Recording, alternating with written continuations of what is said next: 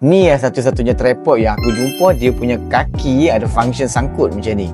So kalau kata hampa nak buat shoot daripada atas, memang function sangat lah. Terbaru daripada Ulanzi model TT88. Dan bestnya tripod ni, dia ada function magnetic tau. Dan dia punya magnet pun memang kuat gila. Kalau phone hampa tak ada magnet, tak perlu risau. Sebab dia ada juga function clip macam ni.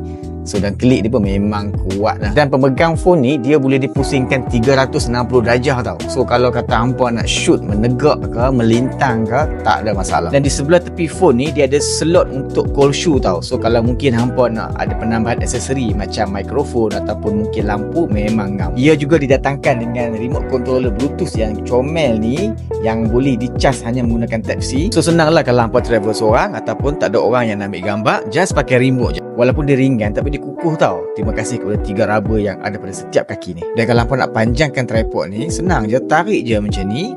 Dan maksimum kepanjangan tripod ni boleh mencapai sehingga 145 cm. Dan tripod ni ringan weh, berat dia 335 gram je. Dan bila kita tutup, panjang dia hanya 33 cm. So memang hampa boleh masuk dalam bag, on the go je. Handphone hampa kalau kamera lawa-lawa tapi tak ada tripod ni memang sayang. Harga sekarang tengah promo weh, dan stok dia pun memang cepat habis. So link aku dah sediakan dekat bawah. Cepat-cepat grab.